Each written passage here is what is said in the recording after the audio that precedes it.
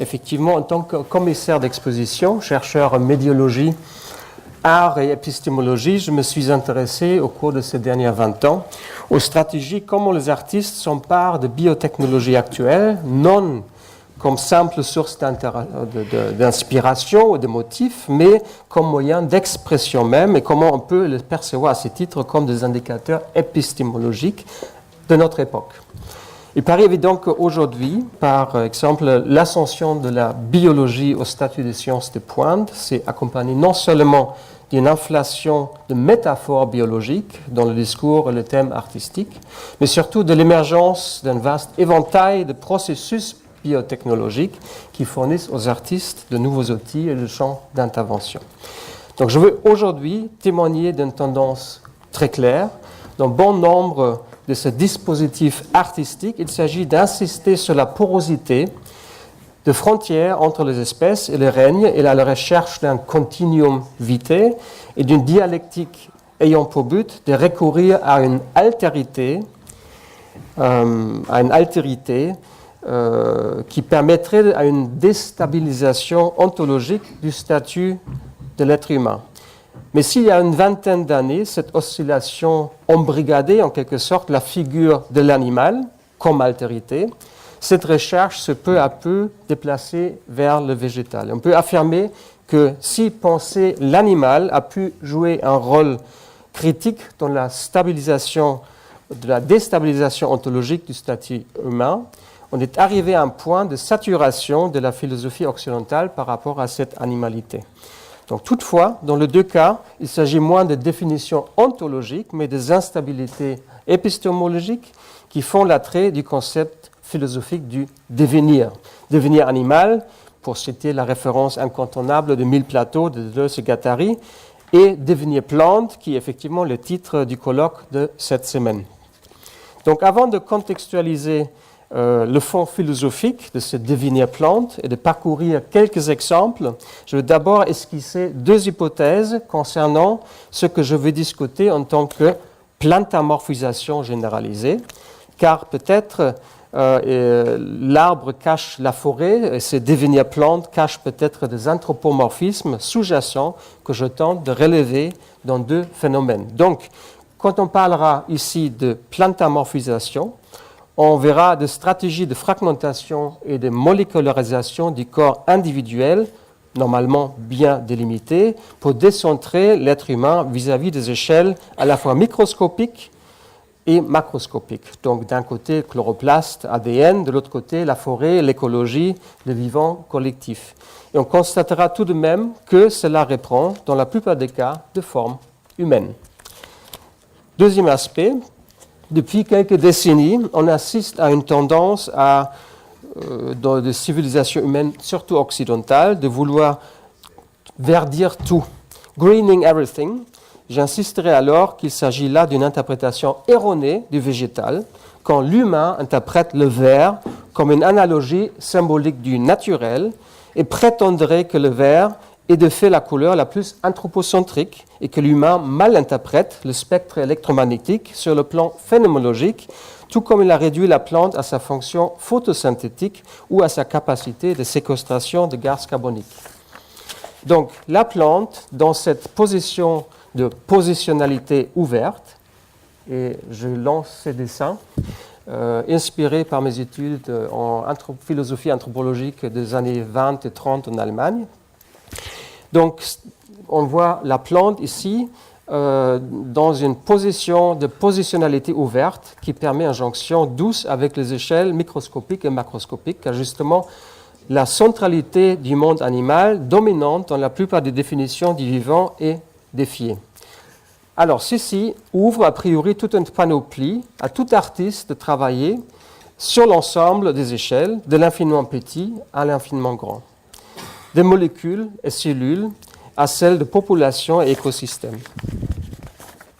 Alors, ici, on voit une interprétation du philosophe allemand Hans-Werner Ingensiebt, qui d'ailleurs aussi l'auteur de ces livres sur l'âme de la plante, qui interprète effectivement un schéma de Helmut Plessner de 1928, Stufen des Organischen und der Mensch, donc les échelles de l'humain et l'homme là-dedans, l'être humain là-dedans. On voit tout d'abord à gauche, en fait, comment en fait, la centralité et la positionnalité jouent un rôle dans ces définitions à définir une soi-disant position d'exceptionnalité de l'humain. Donc à gauche, on a de la matière brute, en fait la matière qui est désorganisée, qui n'a pas de bord, qui déborde, qui n'a pas de membrane. Et donc, effectivement, il s'agit effectivement de la matière, de molécules, en fait, qui ne dépendent que de lois thermodynamiques. Ensuite, on a une espèce de positionnalité, selon Plessner, qui permet effectivement de fermer un cycle et ensuite donner suite à ce qui se passe à l'intérieur de ces cercles semi-perméables, donc la condition sine qua non pour des organismes à pouvoir être. Donc, la deuxième positionnalité, en fait, fermée, c'est en fait la plante. Ensuite, on a la positionnalité centrée, qui serait le statut de l'animal, c'est-à-dire qu'il y a quelque chose qui est en action, qui, du centre, se déplace vers le bord et ensuite devient indépendant au fur et à mesure que la complexité de l'organisme augmente et toujours, en fait, en projetant un centre vers les environnements. En devenant indépendant de l'environnement, alors que la plante est très dépendante de matière naturelle qui l'entoure et en fait de cette positionnalité qu'elle ne peut pas bouger. Ensuite, l'exception humaine serait en fait la positionnalité excentrique, parce que l'être humain, à travers ses capacités cognitives, serait capable à la fois d'occuper cette place d'agitateur central et de se voir en plus de l'extérieur, c'est-à-dire de se projeter, d'être à la fois en lui-même et à l'extérieur de lui-même, ce qui lui procure une très grande flexibilité d'action. Donc, ce qui est intéressant, c'est la porosité de la membrane, l'importance donnée au fait d'être à la fois au centre et de pouvoir être au-delà de ce centre. Donc, la chose, dit Plessner, vivante est confrontée à un conflit radical entre la contrainte d'être fermé en tant que corps physique et que la contrainte d'être ouvert en tant qu'organisme. Donc, la plante, dans cette position de positionnalité ouverte, ouvre toute une panoplie, justement, aussi à des extrêmes possibles.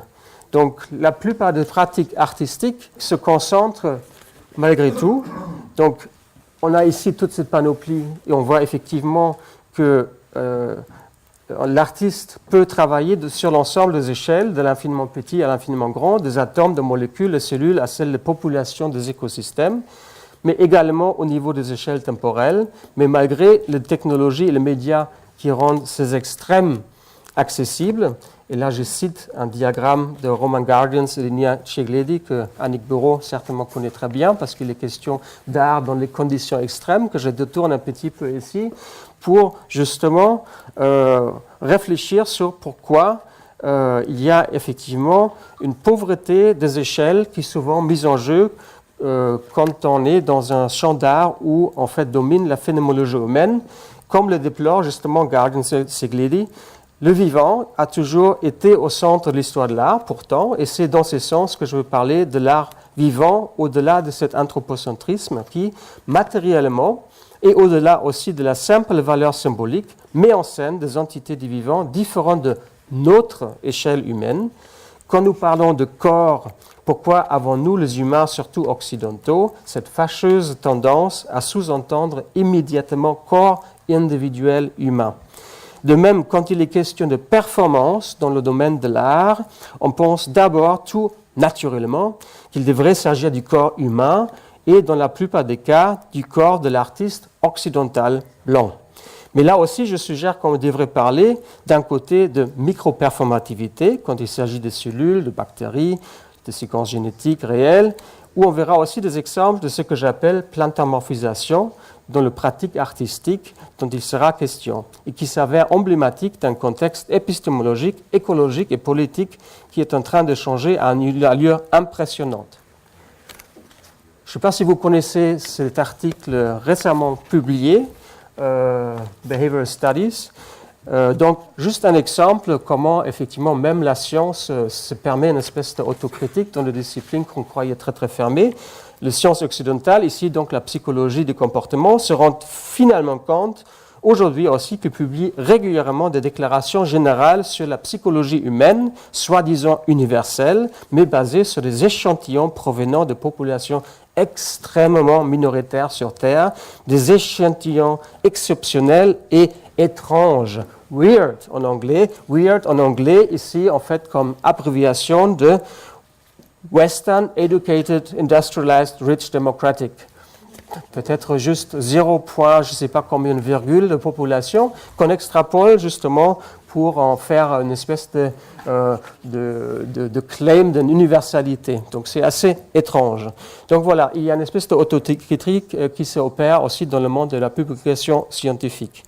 Autre exemple significatif que je veux présenter ici, en 2008, la Commission fédérale d'éthique pour la biotechnologie dans le domaine non humain en Suisse a pris des décisions sur la dignité de la créature, y compris la protection des plantes, sur 3 axes. La protection de la biodiversité, la protection des espèces et l'obligation de respecter l'intégrité de leurs organismes vivants, y compris les végétaux. À majorité, la Commission a été de l'avis que les plantes en tant qu'organismes individuels sont les objets du respect moral, à la fois en termes de valeur morale, bien propre et intérêt propre. Donc la notion de plantamorphisation va de l'appropriation métaphorique de la biologie moléculaire aux tendances de la philosophie contemporaine. Le plante comme personne, plants as persons, par exemple par Matthew Hall, suggère des capacités équivalentes de sensibilité et de mentalité aux plantes. Daniel Chamovitz, ce que c'est une plante, discute des équivalents des sens humains tels que la vue, l'odorat, le toucher, l'ouïe, la proprioception et de la mémoire de plantes, non sans oublier de compléter le bestiaire du soi-disant ethnographie multi-espèces imaginée par Eben Kirksey et Stefan Helmreich, réunis en salon multi-espèces, tandis que la philosophe polonaise Monika Backe parle d'un nouveau besoin de zoontologie, de micro-ontologie et d'une anti-métaphysique végétale afin de reconsidérer de traditionnelles limites entre espèces et de réexaminer les zones de contact désordonnées entre les entités somatiques qui font désormais partie d'une réalité des enchevêtrements transespèces. Il est remarquable à quel point Deleuze et Guattari se prennent à la fois, dans le texte de Émile Plateau, à la géonologie comme concept central de l'évolution et à l'arbre. En fait, ils attaquent l'arbre sur tout le front. L'arbre, pour eux, semble être à la fois une métaphore détestable qui met en avant une individualité, voire un semblant de figure humaine, alors que leur contre-modèle du rhizome met en valeur la pluralité et la collectivité par alliance. L'arbre est donc perçu comme un avatar de la figure humaine qui ne peut se penser qu'en termes de sa descendance et de ses racines, mais pas par voie rhizomatique, par laquelle l'importance de la relation des individus vivants avec des bactéries, des virus, des insectes, des champignons, etc. est mise en valeur. Il est donc pour le moins étonnant que la réception de Émile Plateau ait été dominée par l'intérêt pour le concept de devenir animal, alors que le concept porte moins sur l'animal en tant que tel que sur la notion du devenir, qui effectivement est le titre de ce colloque. Ils disent, Deleuze et Guattari, le devenir n'est pas une évolution du moi par descendance et filiation, cela concerne l'alliance. Si l'évolution inclut de véritables devenirs, c'est dans le domaine de symbiose qui met en jeu des êtres totalement différents par les échelles et les règnes sans filiation possible. Donc l'intérêt philosophique pour le devenir, au lieu de l'intérêt ontologique pour l'être, pour ce qui est, remonte en fait bien sûr au moins jusqu'à Héraclite d'Éphèse qui contraste les questions ontologiques d'Aristote avec la formule « ce qui existe n'est pas l'être mais le devenir ». Il y a du réel que dans le changement, le devenir donc comme un mouvement continu. Il est assez intéressant de trouver que cet article de 2012 par Karen Houle a d'ailleurs mis l'accent sur la dimension d'un devenir plante dans la pensée, dans la lignée de la pensée de Deleuze et Guattari, et qui aurait été éclipsé par cet engouement pour le chapitre devenir animal, devenir intense. Mais il n'y a nullement question d'animaux concrets, réels, de ressemblance formelle, mais des animaux moléculaires en devenir, ceux qui ne sont pas enfermés dans une forme finale. Ainsi, fait remarquer Karen Houle, le devenir animal est seulement un devenir parmi d'autres végétaux, minéraux, allant vers des devenirs bactériens, virus, virales, molécules, y compris le réseau mycorhizomatique, afin de nous déstabiliser ontologiquement nous-mêmes. Citation, le devenir plante nous permet de penser des relations comme des alliances transitoires plutôt que de stratégies. Il fait également de l'accomplissement de l'identité et de l'intimité une réalisation radicalement collective, traversant les facultés, le corps, le phylum et même la coupure à laquelle nous croyons tellement, celle entre l'organique et le non-organique. Le devenir plante réimagine la vie radicalement, non pas comme l'accomplissement d'une suite d'étapes organiques, mais comme ce qui advient seulement par la vertu d'une incroyable puissance de connectivité. Alors pour la suite, je vais illustrer comment les arts commencent timidement à rendre compte d'un tel devenir plante, y compris de proximité moléculaire, où le devenir plante est synonyme justement de ces singularités complexes. Nous avons ici un cas de plantamorphisation moléculaire dans l'œuvre intitulée L'histoire naturelle de l'énigme de Eduardo Katz. Ici, l'artiste brésilien matérialise en même temps les questions de la transfusion sanguine et de l'immunologie et la connotation végétale du greffage. Katz met en action une réflexion sur la continuité entre différentes espèces. Ici, l'artiste se greffe en quelque sorte moléculairement une plante. On peut d'ailleurs parler de transplantation génétique. Du sang de l'artiste a été isolée la séquence génétique qui code pour la chaîne légère de l'hémoglobine J, une partie intégrante du système immunitaire et donc responsable de l'identification de corps étrangers. À l'aide d'un vecteur viral, celle-ci a été introduite dans le génome d'un Pitounia. Eduardo Katz a baptisé cette fleur nouvelle lignée donc Edunia. Et dans cette lignée, l'ADN de l'artiste s'exprime et produit une protéine d'origine humaine, précisément dans le veine rouge de la fleur. S'agissant d'une immunoglobine appartenant au système immunitaire, c'est alors ce qui normalement rejette l'autre et protège contre les molécules étrangères, qui est intégré à l'autre avec un promoteur qui en guide l'expression dans le système vasculaire de la fleur. Alors que la couleur de fond rose du pétale évoque le teint pâle de la peau de Katz, la plante manipulée devient une image vivante du sang humain parcourant les veines des Dunia. Je vais sauter un petit peu pour aller un peu plus vite. Alors effectivement, pour Katz et Dunia, est une plantimale, et en cela, Katz se réfère non seulement aux associations imaginaires entre formes anthropiques et botaniques dans l'œuvre d'Arcimboldo, mais aussi de vocabulaire emprunté et employé au XVIIIe siècle par Julien Offray de la Métrie dans L'Homme plante, où la Métrie parle en effet de plantes animales, des êtres mitoyens ou mixtes, que j'appelle ainsi, citation, parce qu'ils sont enfin des enfants de deux règnes. La Métrie vise le polype. Katz évoque le plantimal pour postuler ici ces continuum vitae entre les homologies, entre séquences humaines et végétales, pour les mêmes raisons que Deleuze et Guattari font l'éloge de la plante, capable de flux déterritorialisé, de faire rhizome au-delà de son aptitude à s'enraciner pour accroître son territoire par déterritorialisation, étendre la ligne de fuite jusqu'au point où elle couvre tout le plan de consistance ou une machine abstraite. Et cette machine abstraite réside aussi bien chez Deleuze et Guattari et Katz dans la microtransplantation d'ADN.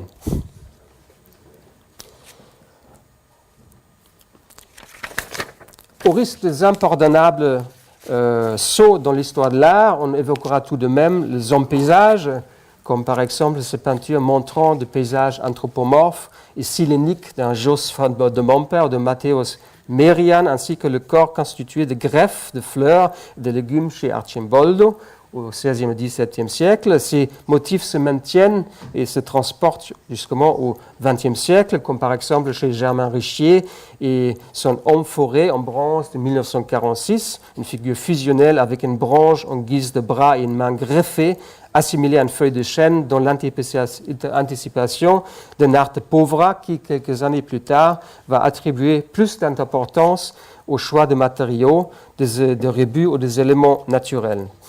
Ensuite, le Fluxus, le mouvement des années 70, ouvre aussi la voie à la pratique de performance et de body art qui progressivement jette le corps des artistes dans la bataille, comme par exemple ici un exemple pas très connu de l'artiste tchèque Petra Stembera qui, dans sa performance intitulée précisément Greffage en 1975, se transplante une branche de rosier dans le bras, comme il dit, à l'instar de l'agriculture fruitière, comme il précise, il met des engrais chimiques et souffre ensuite d'un empoisonnement sanguin. Mais l'échelle de référence reste ici encore le corps entier et de surcroît le corps humain. Je vais prendre avantage ici de ce projet d'Eduardo Katz pour aborder cette notion même de transplantation. La notion de transplantation peut être considérée comme une métaphore épistémologique qui traverse et lie de différentes disciplines telles que la botanique, l'agronomie, la médecine, l'anthropologie ou encore la biologie moléculaire.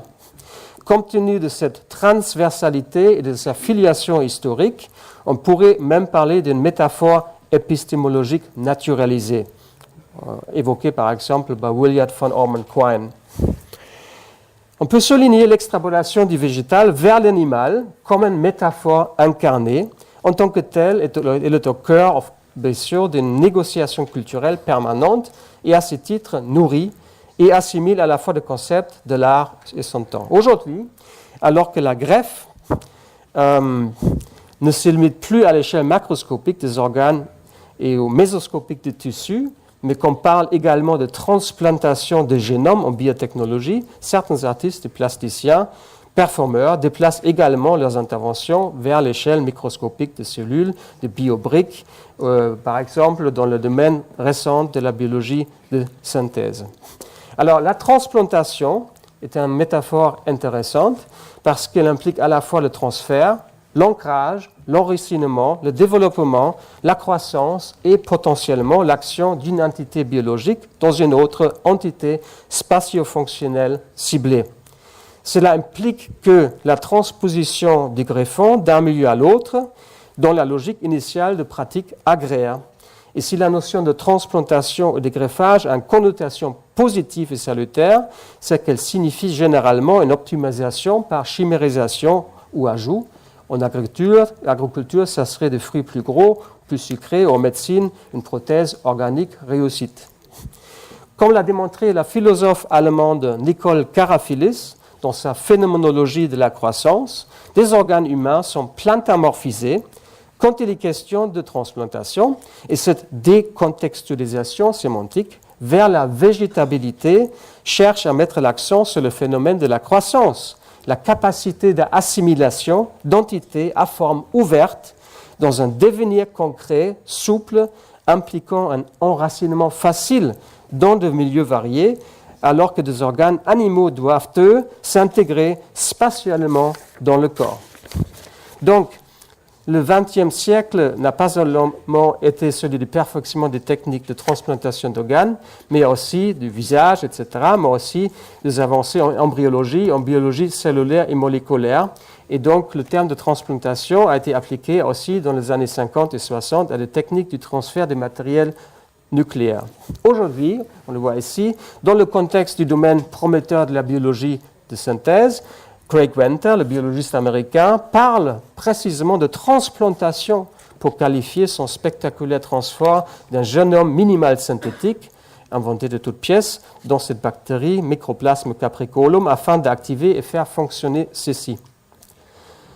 Au-delà de cette prouesse technique, de dénoter donc la unité basique du vivant, la cellule, et d'y greffer un système de fonctionnement synthétique entièrement programmé, on y perçoit l'évocation du phénomène d'une microtransplantation. Microtransplantation comme ultime instance de métaphore épistémologique naturalisée. C'est aussi fait pour dédramatiser, pour adoucir, lénifier la réalité d'une opération transgénique. On doit soupçonner qu'un professionnel de la communication qui est Craig Venter, quand il recourt à ces vocabulaires lénifiants, issus des techniques végétales, il est fait aussi par des soucis politiques. En effet, les acteurs de la biologie de synthèse, appelés ingénierie génétique extrême par ses détracteurs, s'efforcent d'éviter le contre-coup de l'opinion publique vécue lors des débats sur les organismes génétiquement modifiés. Alors, on se posera maintenant donc la question comment les arts agissent-ils à l'ère de la microtransplantation jusqu'à y chercher une dialectique alternative par son jeu sur l'identité, sur l'altérité, qui combine la figure de pensée établie d'un devenir animal vers un devenir plante. Et je vais juste passer quelques images pour que ça devienne un peu plus clair et peut-être pas rentrer dans les détails absolus de ces projets. Ici, on a un exemple, on pourrait dire, de micro-performativité moléculaire. Que le cheval vive en moi, une expérience médicale extrême de fraternisation par le sein au-delà de la barrière d'espèce par A orienté objet et qui compte appeler à une plus grande responsabilité écologique de la part des humains dont les technologies instrumentalisent l'autre, l'animal et les végétales. Pour envisager cette performance, Marion Lavaljanté s'est transformée en cobaye, se faisant injecter pendant plusieurs mois des immunoglobulines de cheval afin de développer une tolérance progressive à ces microcorps protéiques étrangers, afin qu'en février 2011, à la fin de cette mitrilation, elle s'est fait injecter du plasma de sang de cheval contenant tout un spectre d'immunoglobulines équines sans pour autant subir un choc anaphylactique. On peut parler ici de microtransplantation dans la mesure où les immunoglobulines de cheval dépassent la barrière immunitaire de l'artiste, entrent dans ce système sanguin pour se mélanger avec les protéines de son corps, voire se substituent sur certaines cibles et, comme résultat de cette synthèse, entraînent une myriade d'effets propres au cheval sur des fonctions corporelles. Certaines immunoglobulines, en tant que protéines de signalisation corporelle, informent entre autres les glandes endocrine, très influente sur le système nerveux, si bien que c'est pendant des semaines qui ont suivi l'expérience, l'artiste dit avoir subi des changements de son rythme biologique, mais aussi de sa conscience, caractérisée par une sensibilité et une nervosité à fleur de peau. Ici, on a un time-lapse movie, en fait, en temps réel, en fait, qui simule ce qui se passe dans le corps de l'artiste pendant la performance qui a été fait à Ljubljana en Slovénie. Alors, un autre exemple, peut-être ici, par cet artiste parisien-japonais Jun Takita, on pourrait dire que c'est une greffe d'ADN d'une séquence provenant de l'animal à destination des végétales, qui est ici au centre d'une sculpture transgénique Light Only Light. Une image par résonance magnétique du cerveau de l'artiste a été imprimée en 3D et sa surface recouverte d'une mousse transgénique bioluminescente développée par une technique similaire à celle de biomarqueurs couramment utilisée dans le laboratoire scientifique. Et ces gènes codent pour l'enzyme de la luciférase chez la luciole. Il a été transféré à la mousse Physcometrilla patens, donc un organisme modèle, et l'oxydation de la luciférine en oxyluciférine est à l'origine donc de l'émission de photons. En nous mettant en présence d'une plante émettant de la lumière, visible à l'œil nu dans l'obscurité, Takita présente la transgénèse comme un accomplissement ambigu du cerveau humain qui permet la création de plantes émettant la lumière, comme certains espèces animales le faisaient jusqu'à ici, et ceci induit une situation performative pour le spectateur qui expérimente à la fois l'ambiguïté perceptive et symbolique. Est-ce que je vois, est-ce que je perçois, ou est-ce que j'imagine seulement ces contours?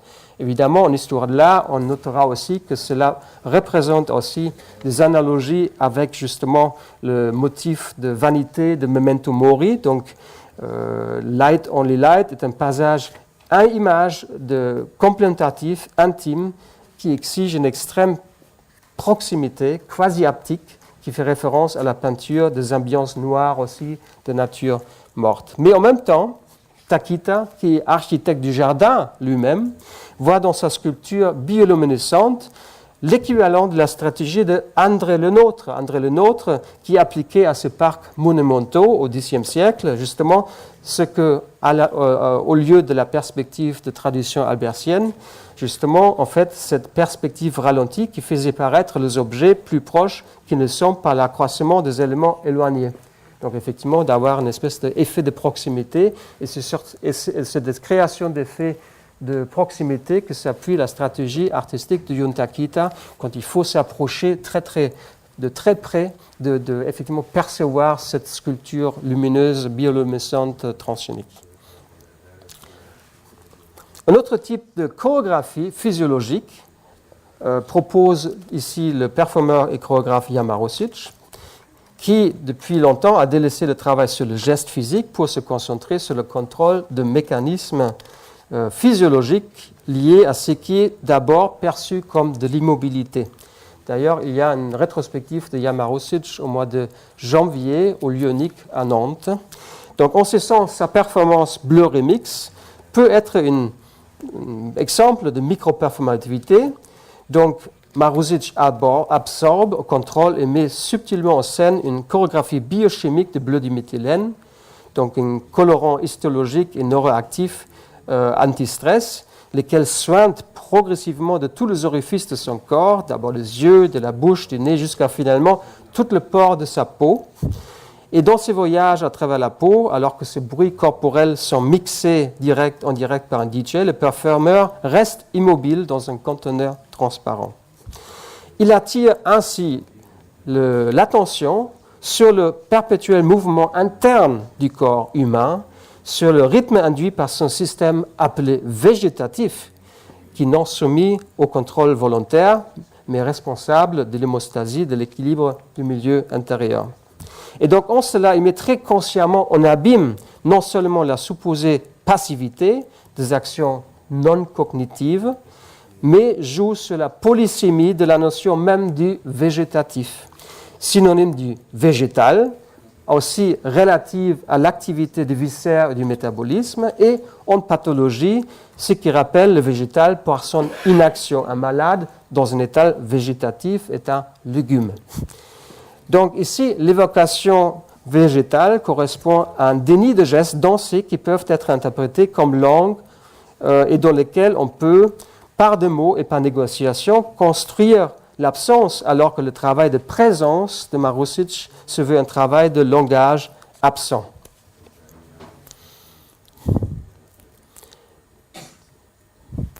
Un autre projet de l'artiste Stellac de faire construire puis implanter chirurgicalement sur son avant-bras une matrice en forme d'oreille équipée d'un système de communication fait étonnamment l'objet d'une analyse du philosophe des plantes qui interviendra, je pense, demain, Michael Marder, qui parle, lui, du phytocentrisme à venir. Et ces projets au cours desquels les cellules de Stellac se multiplient sur une matrice poreuse implantée pour faire fusionner avec la peau physiquement dans le corps d'artiste est comparé par Marder au sens métaphorique aux qualités attribuées par des plantes. Much like a grafted tree limb, the third ear disrupted the organismic symmetry of the other two auditory organs as much as the functionality of the thing, ear. It was an organ that broke free from the totalizing logic of an animal organism and in its superfluity gestured toward the anarchic growth of plants that proceeds by modular development, multiplying extensions without adding a new vital function. In this piece, then the artwork was entrusted to the movement of growth, making the human performer more plant than animal-like. Donc en fait, l'association qui déplace la fonction de l'animal, donc mouvement, vers la plante, dans le mouvement, en fait, finalement, est la croissance. Ce qui est intéressant, c'est que Michael Marder développe justement, et à partir de ce moment-là, je vais juste improviser la deuxième partie sur justement le verdir tout, greening everything. Et je veux effectivement me demander si cette question de greening everything est effectivement une métaphore appropriée pour parler justement du naturel ou de la végétation. Donc, Michael Marder a décrit la tendance actuelle en philosophie comme une espèce de phytocentrisme à venir. Et ceci est assez ironique. On a parlé de centralité au début avec Plessner et Ingensieb, car, dit Marder, le phytocentrisme ne reconstitue pas un centre plus authentique d'existence. Au contraire, il nomme l'implosion même de tout centre. Et c'est ça, effectivement, se veut, selon Marder, comme une critique d'une totalité centralisée en tant que telle. Et donc Marder discute ensuite le potentiel du phytocentrisme pour ce qu'il appelle le greening of human consciousness brought back to its vegetal roots. Et je vais insister un petit peu sur cette métaphore de greening, parce que qu'est-ce que ça veut dire actuellement de verdir tout? Est-ce qu'il n'y a pas une faute même logique dans l'argument? Est-ce que ce n'est pas le vert même qui est tout le centre en tant que tel? Est-ce que ce n'est pas pour l'humain justement le centre le plus central qu'il soit? Et donc pour cela, je veux effectivement improviser un petit peu aussi sur justement ces projets de recherche que je mène depuis 2 ans maintenant au Danemark, qui s'appelle Ouvert, Open Green, et qui commence effectivement avec cette hypothèse que le vert est la couleur la plus anthropocentrique qu'il soit, que effectivement est centrale pour la prise de conscience de l'humain, mais aussi qui est utilisée pour approprier, pour recréer et aussi pour construire des appareils techniques, y compris des biomarqueurs fluorescents verts, etc. Et donc, on regarde en même temps qu'il y a une espèce de mouvement peu critique. Il y a greening everything, le greenwashing, donc éco-blanchiment en français, c'est peut-être même pas le bon mot, parce que le green, donc greenwashing est extrêmement important dans le terme. Hein.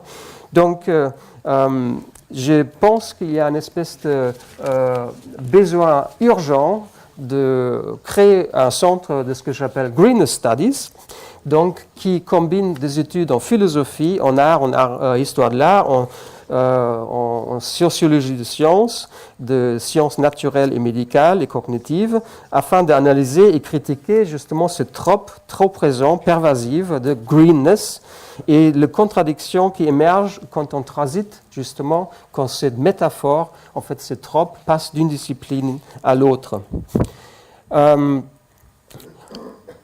Ça, c'est juste des images évocateurs de ce qui se passe effectivement avec des notions différentes de greening.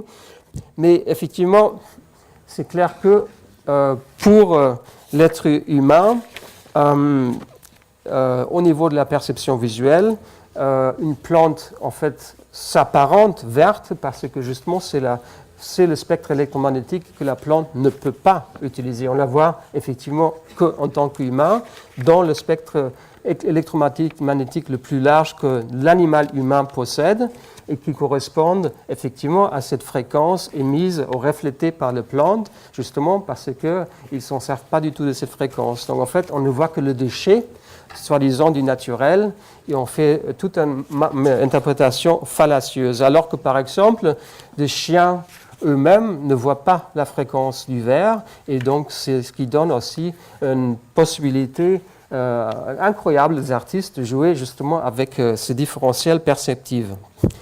Il paraît aussi que, en fait, comme cet article en paléogénétique humain, paléogénétique de Max Planck Institute à Leipzig, qui dit que peut-être on a perdu beaucoup d'olfaction juste au moment où l'animal, enfin les primates développés, ont acquis la capacité de distinguer le vert et le rouge. Donc effectivement, c'est une théorie intéressante, comment effectivement une faculté a été augmentée et une autre a été perdue.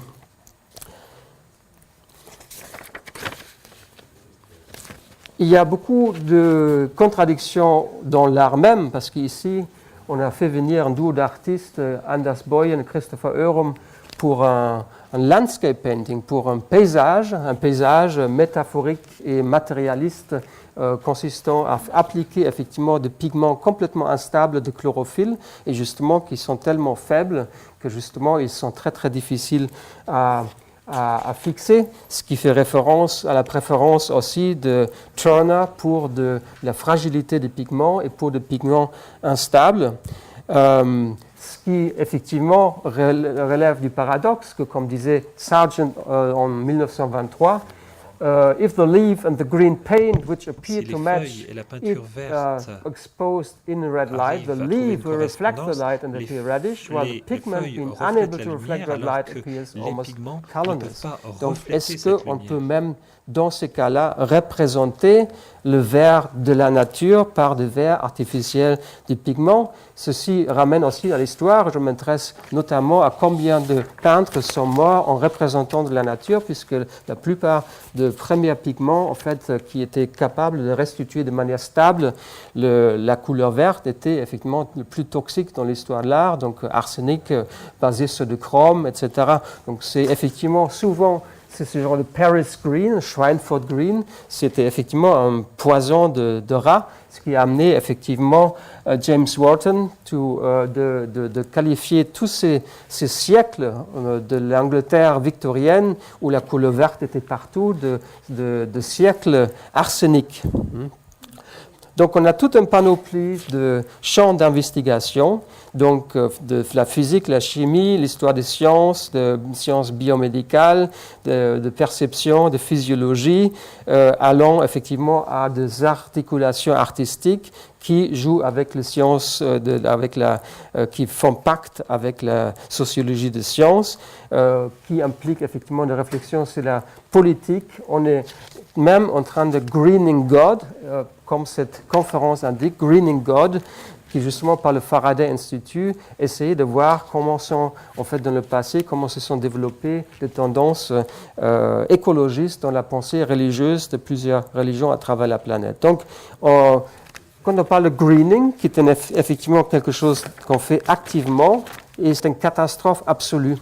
Parce que, en fait, c'est l'augmentation d'une végétation complètement indésirable qui, en fait, depuis la prise de mesure depuis 1982, apparemment, selon cet article au moins, ont augmenté de manière significative, selon le continent, de 25 à 50%. Donc, ce qui pour un scientifique en études climatiques est une catastrophe, et effectivement est quelque chose d'extrêmement positif quand il s'agit de green chemistry. Donc voilà, on est sustainable. Hein. Donc il y a un paradoxe vert et il y a green growth. Donc voilà comment en fait décliner le capitalisme avec l'écologie, etc. Donc en fait il y a une bataille sur la métaphore et on passe d'une discipline à l'autre et le mot de greening veut dire tout et son contraire. On le voit effectivement aussi en philosophie, justement en philosophie, tout un panoplie de livres qui récemment en fait se sont intéressés à ce que peut-être l'écologie n'est pas verte du tout, aussi elle est verte, elle est dark green, dark ecology. Et donc on a effectivement ce livre de Timothy Morton, Ecology Without Nature and Dark Ecology. Et aussi le travail de Cohen sur Prismatic Ecology, Eco-Theory Beyond Green, une écothéorie en fait totalement au-delà du vert. Un dernier exemple peut-être significatif ici, comment est-ce que par exemple on mesure la verdure? Comment on mesure la verdure? Une des questions cruciales, c'est justement ces questions-là de modélisation liées à l'écologie et au climat. Donc, pas seulement ce qu'on mesure, mais aussi de où on mesure. J'étais récemment au Brésil en compagnie d'une professeure en art qui, effectivement, me conduisait à travers ce joli paysage vert. Je dis, mais c'est magnifique, etc. On se sent tellement apaisé. Et je me dis, c'est un désert vert. It's a green desert. Hein. En fait, mes vaches n'ont rien à bouffer ici. La valeur nutritionnelle de toute cette verdure est quasiment nulle. Là, il y a un petit bout là, de verdure où ils ont quelque chose à bouffer. Et justement parce que après la plantation de café, et donc les esclaves ont été relâchés, il n'y a plus personne pour travailler sur ces fermes. Et donc une espèce de verdure vide qui a pris le dessus. Donc la forêt tropicale a disparu. Et en fait, il reste une espèce de désert vert. Donc, comment, en fait, aujourd'hui, d'un point de vue occidental, mesurer ces verts? Donc, d'un côté, par exemple, on a les mesures abstraites par satellite de l'indice de végétation différentielle normalisé, donc le NDVI, de gros pixels de verdure pour cartographier l'échange de carbone afin d'évaluer les impacts de stratégies de séquestration de CO2. Mais souvent, ici, la végétation est juste considérée comme monotone dans une perspective de budget globaux de carbone, mais néglige qualitativement la biodiversité. C'est aussi un aspect sur lequel Natasha Mayas, ici présente, a travaillé sur effectivement ses travaux sur la photosynthèse. Je ne sais pas s'il va s'étendre là-dessus demain, mais en fait, voilà, il y a un lien vers ses recherches à elle. Donc, par contre, quand on veut mesurer ce qui est sur le terrain, il y a par exemple ce genre de dispositif portatif dans une stratégie de ce que la philosophe de sciences féministe Donna Haraway nomme la production d'un savoir situé, situated knowledge, et une posture qui inspire justement de nombreux artistes. Je cite, Vision requires instruments of vision. An optics is a politics of positioning. Instruments of vision mediate standpoints. Positioning is therefore the key practice in grounding knowledge organized around the imagery of vision. And much Western scientific and philosophic discourse is organized this way. To the contrary, situated knowledges are about communities, not about isolated individuals. The only way to find a larger vision is to be somewhere in particular. The science question in feminism is about objectivity as positioned rationality.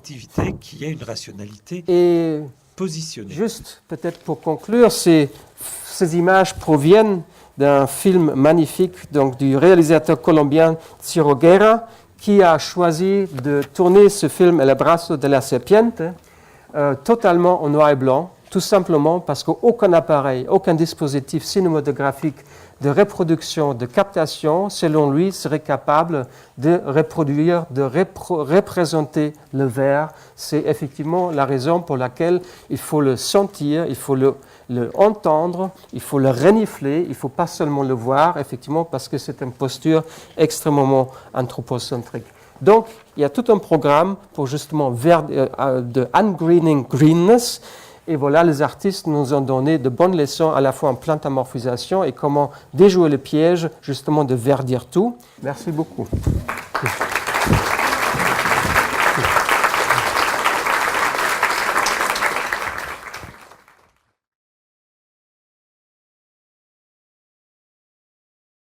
Oui, juste, il y en a un petit complément là de... Je ne sais pas si tu connais les travaux de Michel Pastoureau sur le verre. Et donc, il sera, j'espère, avec nous pour le prochain colloque. Hein. Juste une petite lecture. Donc la symbolique du verre, c'est presque entièrement organisé autour de la notion d'instabilité. Il représente tout ce qui bouge, change, varie. Le verre est la couleur du hasard, du jeu, du destin, du sort, de la chance. Dans le monde féodal, c'est sur un pré-vert que l'on s'affrontait au duel judiciaire. Les jongleurs, les bouffons, les chasseurs s'habillent de vert, de même que les jeunes et les amoureux. Super. Je connais les livres presque par cœur, je connais Michel évidemment aussi. Ce qui est intéressant, c'est qu'à un autre moment, en fait, il parle aussi d'une espèce de couleur caméléon, et en s'appuyant justement sur la matérialité du verre et sur l'incapacité à fixer le verre de manière stable, et qui effectivement déduit que puisque c'est une couleur tellement instable, que symboliquement, c'était aussi devenu la couleur du changement. Donc en fait, il y a toujours une épistémologie matérialisée quelque part. Je me posais une question. Donc vous avez abordé l'omniprésence, la croissance de l'omniprésence du verre sur le plan politique, sur le plan marketing. Est-ce que derrière, alors est-ce que c'est une volonté consciente, on attend quelque chose de cette couleur verte, et c'est pas subi en même temps. Le vert est la couleur du foie en médecine chinoise. Est-ce que finalement c'est pas un élan naturel d'aller vers une ressource créée par ce vert et le foie aujourd'hui qui est mis à mal à peu près chez tout le monde avec la pollution de l'alimentation, le stress, etc. Est-ce que c'est pas un instinct qui nous pousse vers ça et qui nous amène à un changement dont on n'a pas forcément conscience, mais qui est généralisé? Oui, sans doute. La seule chose que je pense vouloir démontrer, c'est que quand on dématérialise le vert et on fait une couleur uniquement symbolique, en fait, on perd tout. C'est intéressant de voir, par exemple, que quand on lit la littérature de Deep Ecology, etc., des années 60-70, Arne Næss, tous ceux qui prennent effectivement une vision écocentrique et pas environnementaliste, la vocable verte est totalement absente. Elle arrive beaucoup plus tard. Ralston III, le fameux philosophe de la nature alternative américain, a beaucoup écrit et critiqué le vert, justement, qui est la couleur absolument évitée. Quand Latour a collaboré à Aarhus, au Danemark, au musée privé, donc Aarhus à Aarhus, récemment, il voulait absolument éviter que le vert soit, dans la scénographie, qu'il y ait des plantes, etc. Pour lui, la couleur à favoriser aurait été le brun, le marron, le rouge, de couleur de la terre, mais éviter justement la superficialité du vert qui nous quand même couvre qu'une petite couche fine, même de végétation, au détriment en fait qui cache tous ces marrons en bas. Donc, ce qui m'intéresse, c'est de retrouver la matérialité dans ces verdures et de voir comment effectivement il y a une espèce de glissement sémantique qui finalement construit des obstacles et pas en fait de jalons entre les disciplines dont on a besoin en fait d'interdisciplinarité, et c'est qui est le thème du colloque, c'est-à-dire on a besoin de matérialiser et de désymboliser pour pouvoir s'entendre. C'était ça mon propos.